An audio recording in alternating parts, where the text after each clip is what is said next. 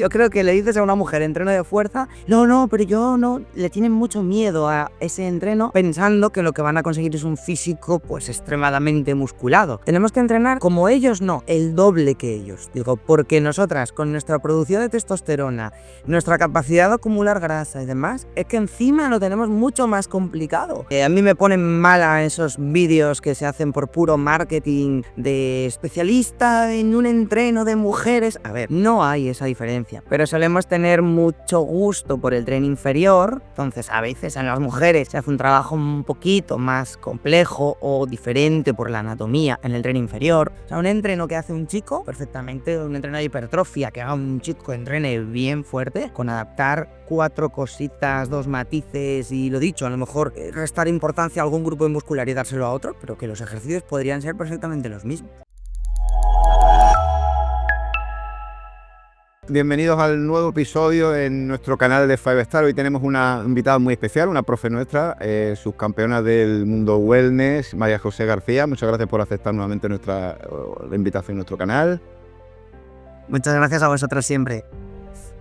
María José, vamos a empezar por un tema un poco, bueno, que ha sido controversial y sigue siendo controversial, el entrenamiento de fuerza en mujeres. ¿Cuál dirías que son los mitos más comunes a los que se enfrenta una mujer cuando se le dice, bueno, vamos a entrenar fuerza? Mira, yo creo que hay uno que es común siempre y que sigue siendo uno de los miedos principales de las mujeres. Piensan que entrenar fuerte o entrenar con pesas o entrenos con cargas intensas las va a poner de un día para otro como Hulk. Yo creo que le dices a una mujer entreno de fuerza, no, pero yo no, le tienen mucho miedo a ese entreno pensando que lo que van a conseguir es un físico pues extremadamente musculado, cuando ya vamos a empezar diciendo que no es así, nada, o sea, para nada es así. Pero sin duda ese es el principal miedo, sin duda. ¿Tú crees que es un tema que va más allá de un tema cultural, un tema de miedo a ponerse más fuerte como tal? O... Yo creo que es un tema que nos viene acompañando a lo largo de la historia, que desde con el buen sentido lo digo, pero desde la ignorancia ven pues esas imágenes de una mujer culturista que asocian a lo masculino, a lo que no les gusta y demás, y creen que por el hecho de levantar pesas se van a poner así de masculinas, pero es que levantando pesas lo único que van a estar es saludables, nada más lejos de eso. Efectivamente, de hecho los niveles musculares, como bien sabes, pues realmente son muy complicadas, ¿no? De que se alcancen. Totalmente, yo siempre les digo, bueno, lo iremos hablando a lo largo de la entrevista, pero yo siempre les digo 2 cosas. Lo primero es que tenemos que entrenar, y así se empiezan a reír y luego se van mentalizando mis clientas. Tenemos que entrenar como ellos, no, el doble que ellos. Digo, porque nosotras con nuestra producción de testosterona, nuestra capacidad de acumular grasa y demás, es que encima lo tenemos mucho más complicado. Entonces, bueno, al principio te miran un poco desconfiadas, pero luego ya sí que van viendo que si la dieta acompaña, pues claro, lo que se van poniendo es finitas, delgaditas y tonificadas. Entonces ya dicen, pues tenía razón. Y luego ya nos metemos en el resto de beneficios que tiene el entreno de fuerza, claro. Totalmente. Tú misma, por ejemplo, en tus comienzos, ¿te encontraste con un tipo de prejuicio, algo que te decían o que tú misma sentías? Mira, yo misma, por suerte no, porque es verdad que yo nací ya vinculada con el mundo del deporte y desde muy chiquitita, cuando hablo de chiquitita, de niña de colegio, pues ya mis primos mayores que me sacaban 10, 15 años se dedicaban, entrenaban fuerte y tal, y yo ya iba viendo que aquello me gustaba. Luego al competir en natación ya me ponían una parte dentro de que era para niños, pero una parte de abdominales y tal. Entonces yo personalmente nunca tuve ese miedo a me voy a poner como Hulk. Aparte yo veía que entrenaba a todo lo que daba y tampoco me iba yo poniendo como Hulk. Entonces yo personalmente no. Pero sí que viví esos principios del culturismo, en mi caso, vamos, cuando yo me dediqué, cuando yo pues seguro que comenté en casa, oye, quiero competir o voy a competir. Sí que, ojo, que siempre me apoyó y siempre estuvo de mi lado, pero yo sé que percibía en mi madre ese miedo de, ay, mi madre, ¿cómo se va a poner? Verás la que vamos a hacer. Luego enseguida ya se dio cuenta que no. Pero sí que había cierto miedo, la verdad que tampoco me frenó nunca, eso es cierto. ¿Cómo notas tú en las chicas que tú entrenas? ¿Cómo notas tú, qué cambio de actitud notas tú cuando entrenan fuerza? Tremendo. El cambio de actitud quizá es la consecuencia de que se empiezan a ver mejor físicamente, se empiezan a sentir mejor, empiezan a estar más enérgicas en el sentido de que me comentan frases tipo, pues me costaba o no le seguía el ritmo al niño, en el trabajo no podía con determinadas cajas que tenía que levantar y ahora lo hago todo. Entonces, esa confianza o esa seguridad en sí mismas, pues acaba siendo anímicamente y emocionalmente un subidón importantísimo. Claro, esos son beneficios adicionales que notas que con el entrenamiento de fuerza, más allá de ganar el músculo, de ganar o de aumentar los niveles de fuerza. Claro, y hablamos de beneficio, bueno, un poco emocional o anímico, pero y estas que llegan el primer día, que esto es muy gracioso, y me dicen, yo no puedo hacer sentadillas porque es que me duelen las rodillas. Digo, bueno, vale, oye, y nada, cuéntame, ¿qué tienes en las rodillas? No, no tengo nada. Vale.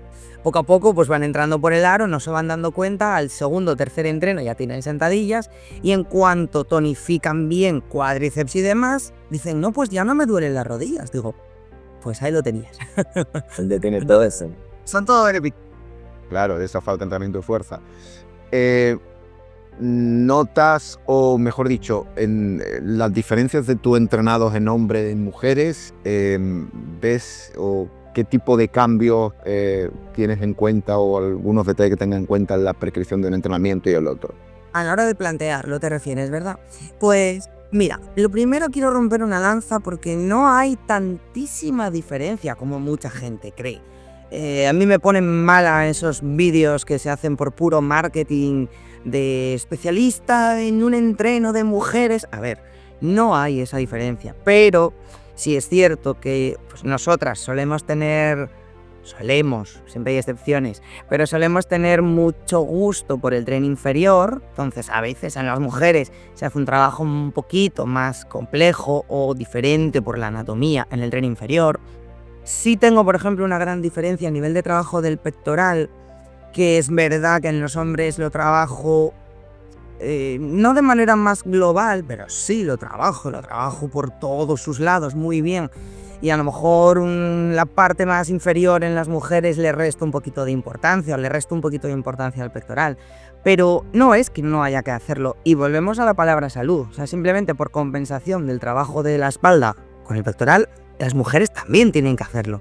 A lo mejor diferente o a lo mejor un poquito más light, pero también tienen que hacerlo. Entonces sí hay adaptaciones, pues como estas que te comento, pero que tampoco son del blanco al negro, como alguna gente todavía cree.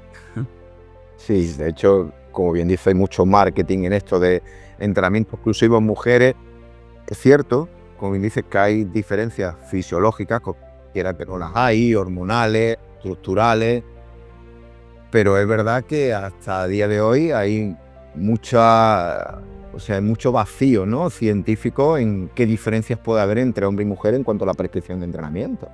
Eso es, de hecho, si hablamos de nutrición, ya sí que bueno, a lo mejor decimos, bueno, pues con todos nuestros cambios hormonales, con todo tal, bueno, puede haber algún matiz, bastantes más matices, pero en el entreno no tanto, o sea, un entreno que hace un chico, perfectamente, un entreno de hipertrofia que haga un chico que entrene bien fuerte, con adaptar 4 cositas, 2 matices y lo dicho, a lo mejor restar importancia a algún grupo muscular y dárselo a otro, pero que los ejercicios podrían ser perfectamente los mismos. Sí. De hecho, no sé si recuerdas que hubo un tiempo, nosotros mismos de aquí de Málaga también tuvimos una investigación sobre aplicar el ciclo menstrual a la mujer y no hay mucho que rascar ahí, ¿no? Que nos cuenten eso. Efectivamente. Además es que, vamos, te puedo contar hasta anécdotas de cuando me quieren poner excusas y yo soy la primera que a veces, pues como todas, unos dolores de barriga que me muero y todavía hace unos días y me dijo mi pareja, ¿vas a ir a entrenar? Yo estaba quejándome ese día y me dijo acto seguido, bueno, ¿vas a entrenar luego? ¿Nos vamos? Digo, sí, como diciendo, ¿por cuál es la duda de que voy a ir a entrenar? Por supuesto. Ir a entrenar. Es cierto también que lo mismo la mentalidad que tú tienes, como claro, lo mismo, sobre todo gente que está empezando, que no es muy asiduo al entrenamiento, cuando le llega ese tipo de dolor, sus umbrales de dolor son un poco más bajos. También, También, es verdad. Y eso, mira, ya no solo con este dolor, lo percibo mucho cuando yo tengo un sistema de trabajo con los clientes que me tienen que enviar vídeos de cómo entrenan y tal. Y veo los vídeos y me dicen, te juro que no podía más. Y tú dices, pues vaya, ¿dónde tienes el límite? Sí podías, mucho más. Luego ya se van convenciendo. Pero es verdad que eso cuesta también y también hay que entrenarlo.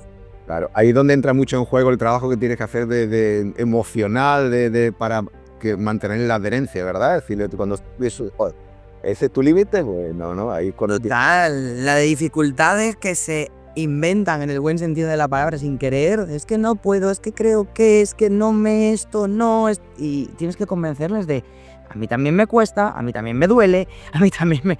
Ah, pero de esas sí. Ah, pero tú tienes agujetas, sí. Ah, pero tú sí. Y ya dicen, pues esto debe ser normal. Ya se van convenciendo. María José, si tuvieras que definir así por encima un prototipo de sesión de entrenamiento, digamos en el miembro superior, vamos en el miembro superior en vez del miembro inferior, en hombres y en mujeres, no sé, por ejemplo, ya que hemos hablado de pectoral, series, repeticiones, pausas, ¿cómo lo estructurarías así por encima para un hombre y para la mujer? De manera general, yo sé que es muy general y que hay que ir al contexto de cada uno, pero... Claro. Para dar... Sí que desde luego, a ver, me fijo mucho en la anatomía, es decir, antes de pautar un entreno, vamos a hablar del pectoral, pues como me dices, me fijo mucho en la anatomía de esa persona, es decir, si por su genética, por su trabajo, por su lo que sea, qué parte tiene más desarrollado o menos, y sobre todo, pues cómo se unen en la parte central, esa separación, si se puede trabajar las inserciones y tal. Entonces, en base a eso, vamos a suponer que todo fuera muy equilibrado. Si es un hombre, le puedo poner un poco más de carga de ejercicios, tranquilamente, 4, 5 o incluso 6, depende de si ese día solo hace pecho o si hace algo más. Y si partimos de una base muy equilibrada, podemos también hacer un reparto de ejercicios muy equilibrado. Problema, si vemos que, por ejemplo, te dice que tiene la parte superior totalmente vacía y sin embargo más densidad o más desarrollo en la parte inferior, me iría a poner más ejercicios que, aunque el pectoral se trabaja en todos, digas esto por delante, pero bueno, que en teoría le vayan a hacer más hincapié en la parte alta, o sea, tipo, me da igual aperturas que preses y tal, pero con el banco a lo mejor un poco más inclinado y demás. En las chicas, a la chica le haría, abrimos comillas, lo mismo, pero con menor carga de trabajo, pues a lo mejor con 2, 3 ejercicios le vale, y principalmente casi siempre centrados sobre todo en la parte media alta. Si es verdad que a la parte baja, pues eso, más tipo declinados y demás, los suelo prescindir de ellos en chicas. Más parte media alta, que al final es de la que se nos ve más y la que más importancia tiene en nosotras. Nuevamente, de manera general, ¿tú ves que las recuperaciones entre serie, entre ejercicio, varían entre sexos? Yo creo que varía más dependiendo de la persona. Porque es verdad que más que entre sexos. Es verdad que hay mujeres con grandes capacidades de adaptación, de recuperación y todo, y también se pueden permitir descansos menores, y hay hombres que también, pues lo mismo, con grandísimas capacidades de adaptación o no. Entonces yo creo que va sinceramente muchísimo más relacionado a la persona que al sexo. Totalmente. Y nuevamente, entrenamientos más largos, con más tiempo bajo tensión, con más repeticiones, más trabajo de 15 a 20 repeticiones, tú vuelves a ver o ves que en hombres o en mujeres, tanto en miembro superior como en miembro inferior, tú te has encontrado desde la experiencia o también individualizas por persona. Individualizo por persona 100%. De hecho, hay hombres, te puedo poner un ejemplo con la alimentación también, que se supone que nosotras reaccionamos bastante bien a bajar peso con unos planes nutricionales más altos en grasa, más bajos en hidratos. Se supone que nosotros reaccionamos normalmente mejor a eso que los hombres, pero también me he encontrado hombres que bajaban peso muy bien con ese sistema. Pues lo mismo con el entreno. Sí es verdad que obviamente la genética masculina, y aparte de una testosterona, de una base muscular mayor y demás, que se supone que va a tener más capacidad también de soportar todo que nosotras, es así, guste o no guste, es así. Y por tanto, pues se supone que entrenos más densos va a poder con ellos. Pero vamos, yo te pondría ejemplos de unas cuantas que tiran a... Más que por ahí, iba justo por lo contrario, me refiero. al igual que el hombre tiene más capacidad glucolítica, pero tiene más fibra blanca, las mujeres tienen más roja. Entonces, se teoriza, se hipotetiza de que realmente pues, las mujeres aguantan más, rinden más cuando los entrenamientos son más largos. Ahí es donde iba yo. Si tú has notado eso o... Creas, ¿eh? Yo creo que a la hora de la prestado atención siquiera. Ya, y pues yo creo que a la hora de la práctica tampoco, porque quizá queda un poco compensado. A lo mejor nosotras genéticamente por esas fibras, en teoría tenemos más capacidad, pero también he hecho un piropo a los hombres que normalmente son como más burros en el buen sentido de lo aguanto y al final tiran con entrenos muy, muy bestias. Entonces yo creo que en la práctica queda todo muy equilibrado, sí, queda muy equilibrado. Y eso es un poco desde gente más, de hombres y mujeres más recreativo. Pero desde el punto de vista de culturistas más profesionales o con carnet pro, semiprofesionales, ¿encuentras diferencias tanto a nivel emocional como a nivel físico en el entrenamiento o entre hombres y mujeres? Mira, ahí yo creo que hay otro factor, que te voy a decir un piropo para todos los competidores. Hay diferencias, claro que las hay, pero no tanta, pero verás por qué. Porque yo creo que todo competidor tiene que tener la misma mentalidad, que es como un robot, esto es lo que hay que hacer, no me voy a salir de ahí, no me puedo salir de ahí, llueva, nieve, duela o no duela, hay que hacer eso. Entonces al final, si de verdad es un buen competidor, responden como máquinas, pongas lo que pongas. Pero bueno, sí es cierto que hay a veces momentos del mes que la mujer emocionalmente está un poco más ay, que no voy a poder, que no voy a llegar, o esas inseguridades, que bueno, pero las tenemos todos. A veces las mujeres igual un poco más, pero las tenemos todos. Pues me has hecho un poco de spoiler de la siguiente pregunta, precisamente ¿qué has visto tú en mujeres que compiten en alto rendimiento, ¿no? ¿Qué detalles tienes que tener en cuenta? Bueno, todo buen competidor nunca se ve bien, pero en las mujeres especialmente. Yo creo que no se ven bien nunca y me incluyo. O sea, yo he llegado a competir, estar a punto de salir a la tarima y decir, ay, podía haber hecho esto mejor, me ha fallado esto, Ves las fotos pasados 6 meses y dices, tú, madre mía, pues si no fallaba nada. Pero en ese momento tú nunca te ves. El hombre, desde luego, si es autocrítico, tampoco se va a ver bien, pero en los casos que yo he tenido, sí es verdad que, incluso sin llegar al nivel de competir, que es verdad que algunos hombres, ¿cómo lo digo? No es que se conformaran antes, pero sí que llegaban a un punto en el que decían, estoy mejor que nunca, y tú decías, bueno, pues todavía yo creo que no. Y las mujeres nunca están bien, las mujeres nunca se ven bien. Pues yo quiero, con lo que has dicho antes, quiero romper una lanza con el tema del culturismo porque es que creo que es real. Es decir, yo he estado entrenando, he visto diferentes deportes, modalidades deportivas. Sí, el que va en serio, en cuestión del entrenamiento, va muy focalizado. En cuestión de la dieta, la lleva, sobre todo en los últimos, coincidirás conmigo, los últimos 15, 20 años. Antes la dieta en fútbol, balonmano era el entrenamiento invisible, nadie tenía en cuenta eso. Pero en el tema del culturismo ya no es que sea imprescindible, sino que, como bien has dicho, está robotizado. Es decir, eso hay que ser muy fuerte de aquí, tener una motivación muy importante, y ahí es donde entra en juego el tema de que se hablaba, había mucha burla con el tema de los tuppers. Para mí no es burla, para mí es todo lo contrario, es un sacrificio que en otras modalidades deportivas no están acostumbrados ni por asomo a hacerlo, ni por asomo. Porque prepararte las comidas, llevar tu vida diaria, tu vida social, tu vida familiar, y luego controlar gramo a gramo, caloría a caloría, eso es un sacrificio que solo se da en el culturismo, le gusta a quien le guste. Y eso, repito, que en los últimos 10-15 años, en otras modalidades deportivas, sí que hay cada vez más especialistas en nutrición deportiva. Obviamente esto está generando unos beneficios a nivel de rendimiento mucho más alto, pero esto es relativamente nuevo. En el culturismo se ha hecho desde sus inicios, desde siempre, porque es imprescindible esa energía que entra para controlar lo que sale. Sí, y me pone mala y bueno, poco a poco yo creo que se vaya erradicando, pero me pone mal esas frases de friki, por un día no pasa nada, por un día no pasa nada en una persona normal, claro que no, incluso aunque bajes peso, claro que no, que decir, aunque tu objetivo sea bajar peso, claro que no pasa nada si un día tienes una cena. Si vas a competir, sí pasa. Si vas a competir, no vale. Y yo siempre lo digo y es muy gracioso.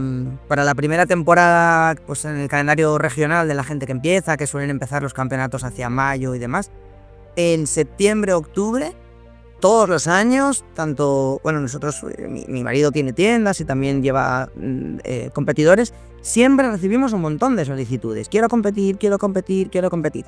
Y yo siempre digo, de esos quiero competir, ni el 50% aguantas al final. Es así.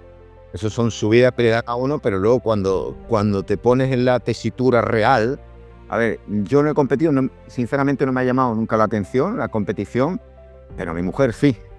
Pues claro, sé lo que es eso y sé lo que es, bueno, ocúpate de los niños porque no tiene la cabeza en eso.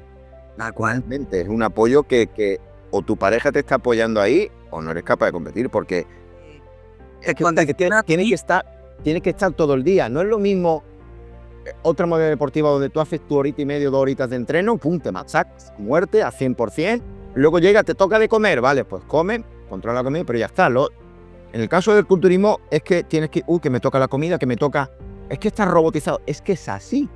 Es así. Es que es así, es que ese deporte sí lleva eso y eso. Y hasta que no lo vives en tus carnes, o pues como tu caso, ¿no? Alguien tan cercano que la hayas podido ver día a día, yo creo que por mucho que lo expliquemos, ni siquiera son conscientes. La gente desde fuera no es consciente. Yo he estado, pues que te contaría 1000 anécdotas, casi incontables. He estado en clases en las que obviamente no era el momento de comer, escondiéndome y comiendo. Y es lo que hay, es que me toca en ese momento, es lo que hay. Aparte porque, vamos, vale más que coma que se me aguante hora y media después sin haber comido. Pero pues así. Es así, y aparte de eso, luego si lo extrapolamos, yo creo que nos da un superpoder, siempre lo dije, que es uno de los mayores beneficios, o no sé, de las cosas más bonitas que tiene el culturismo. Te da un superpoder. Tú cuando llegas a competir, llegas bajando todos los santos de todo, ¿no? ¿Quién me ha mandado meterme en esto? No puedo más, se acabó, esta es la última, al menos yo siempre llegaba así. Acaba, bajas de la tarima independientemente del resultado y dices, Dios mío, lo que he hecho, de lo que he sido capaz estos meses, el autocontrol que he tenido, es tal satisfacción, tal orgullo, tal que no sé ni cómo explicarlo, que luego te lo llevas a todo de tu vida, te cuentan un problema y dices tú, eso está chupado, que eso no es nada, después de lo que yo he hecho, eso no es nada. Entonces esto solo se sabe si se ha vivido o si se ha tenido muy cerca. Claro. María José, ¿qué cambios o qué modificaciones, qué diferencias ves tú en la prescripción de entrenamiento en chicas que compiten para awareness, para bikini, para body fitness? Esta sí que es muy importante y aquí sí que hay que matizar mucho porque el entreno se tiene que ajustar a preparar un físico que a su vez se tiene que ajustar a lo que piden en esa categoría.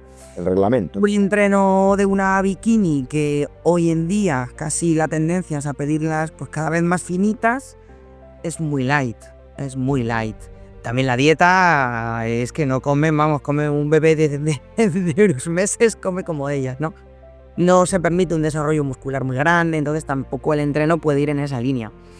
Entre una wellness y una body, por ejemplo, o una figura, llamémoslo como sea, claro, en una wellness el tren inferior cobra muchísima importancia, ese desarrollo de cuádriceps, glúteo y demás tiene que ser mucho mayor, y sin embargo en una body el desarrollo del tren superior tiene que ser mayor.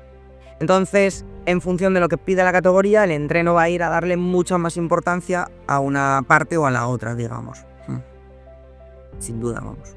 Y a nivel mental, ¿hay diferencias? Es decir, cómo se afronte la competición, ¿o hay...?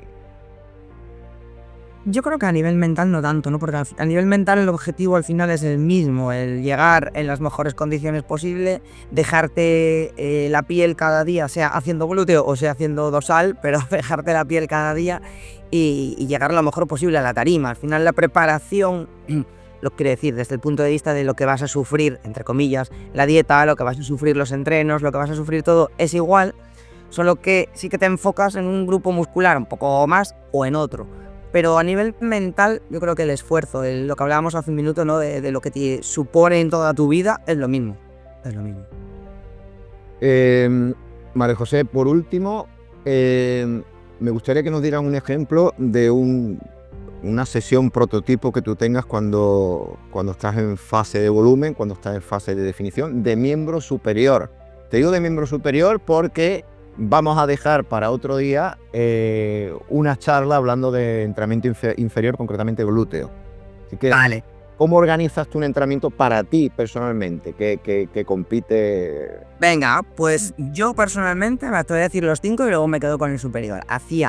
En cuanto enfoco una competición, meto 2 días sí o sí de piernas, principalmente cara anterior, cara posterior, o sea, uno principalmente cuádriceps y demás, y otro femoral, glúteo y demás, que ya desarrollaremos otro día.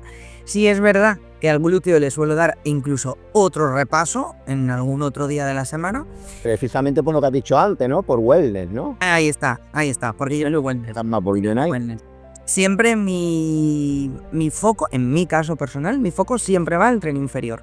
Aparte, sí es verdad que de arriba, no, ojo, adaptándose a la categoría y entiéndase lo que voy a decir. Dentro de mi categoría tengo bastante desarrollo muscular que ya como ya si de ahí para arriba te pasas, tampoco vas a encajar el wellness.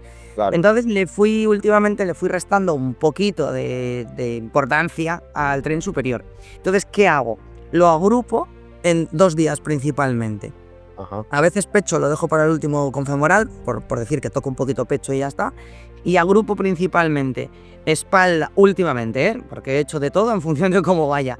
Pero últimamente agrupo por un lado espalda, y si tengo que retocar algo, ponte espalda, abdomen, espalda, incluir algo que toque el trapecio o demás, o espalda y hombro. Ajá. Y dejo para otro día todo temas brazos, si tengo que repasar hombro porque los voy intercalando con pierna, entonces ya me ha descansado. Pero básicamente mi tren superior con 2 días a día de hoy está más que listo, e incluso en esos 2 días metiendo todo, espalda, hombro, brazo, pecho. ¿Qué volumen en series totales haces por sesión entre todos los grupos musculares aproximadamente? En tren superior te puedo estar haciendo, vamos a hacer una suma, si te hago unos 4 de espalda, vamos a poner 2, 3 de hombro, hablamos de unos 6-7 ejercicios, a unas 3-4 series por cada uno de ellos, pues 7 por 6 más o menos. Bueno, yo también me gusta, yo entro al gimnasio y si me dan 3 horas allí no me importa. Que tienen muy en cuenta, ¿no? El cómo te vayas sintiendo al momento, ¿no? Sí. También es cierto que, claro, conmigo misma haces esas excepciones que uno consigo mismo puede hacer y un cliente no puede hacer. Pues esta semana, como te digo, y el lunes hice pierna, tenía un día horrible, me salió un entreno fatal, para lo que yo considero que es un buen entreno, me salió un entreno malísimo, y de hecho hubo un ejercicio que ya dije, mira, no lo hago, se acabó. Cuidado, que ahora cuando venga el otro día de pierna, tiene que ser entonces el triple. Claro, lo recupera y concreta. Claro. Sí, eso es verdad que también me escucho mucho. Bueno, me escucho. Nunca suelo estar a medio gas, porque si estoy a medio gas ya me encargo yo de ir con suficiente mentalidad, pero es verdad que hay malos días que tenemos todos y ya está, desde luego. Normal. Bueno, pues nada, ha sido un placer pues compartir contigo conocimiento, experiencias y nuevamente agradecerte, ¿no? Que hayas estado con nosotros y nada, pues nos veremos en la siguiente entrevista y hablaremos de glúteo y de cómo va tu entrenamiento de glúteo, cómo entrenan a las mujeres y hombres en glúteo, qué importancia tiene el entrenamiento de glúteo y lo desarrollamos un poquito más. Perfecto, muchísimas gracias a vosotros como siempre, y además esa parte de glúteo yo creo que animo a todo el mundo que no se la pierda porque, bueno, es una preocupación muy importante a día de hoy, y como precisamente es encima la especialidad de mi categoría, yo creo que la podemos desarrollar detalladamente. Pues nada, María José, muchas gracias y saludo. Un abrazo, muchas gracias, chao.